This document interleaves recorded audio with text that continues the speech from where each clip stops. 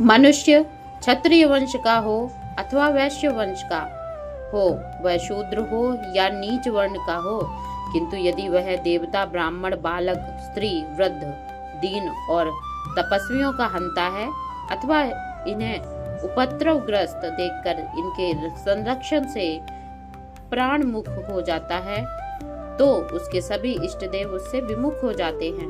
पितृगण उसके द्वारा दिए गए तिलोदक का पान नहीं करते और अग्निदेव उसके द्वारा दिए गए हव्य को भी नहीं स्वीकार करते हैं।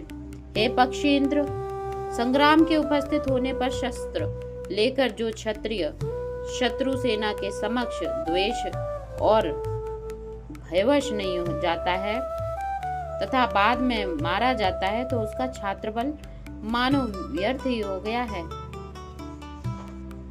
जो युद्ध में वीर गति प्राप्त करता है, उसको मानो चंद्र एवं सूर्य ग्रहण के अवसर पर श्रेष्ठ ब्राह्मण को दान दिया, श्रेष्ठ तीर्थों में जाकर सदा स्नान कर लिया, गया तीर्थ में पहुंचकर सदा पितरों को पिंडदान दे दिया।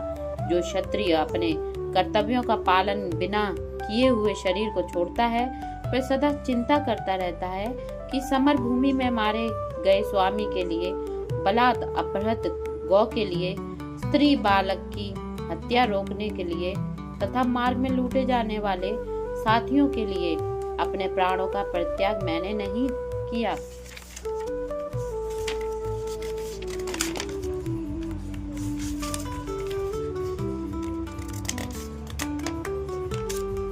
मैंने नहीं किया। यमपाश में आबद्ध वैश्य अपने किए हुए कर्मों के विषय में सोचता है कि मैंने किस प्रकार का पुण्य संचय नहीं किया, किसी प्रकार का पुण्य संचय नहीं किया। कुटुंब के लिए मोहांध होकर क्रय विक्रय में मैंने सत्य का भी प्रयोग नहीं किया।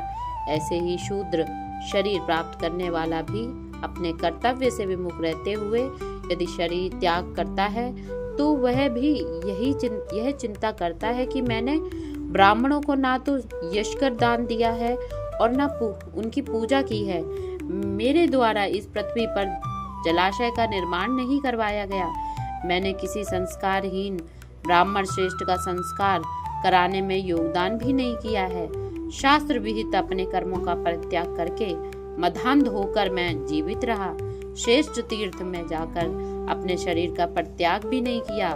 मैंने धर्मार्जन भी नहीं किया है। कभी संतति प्राप्त करने के लिए मैंने देवताओं की पूजा भी नहीं की है।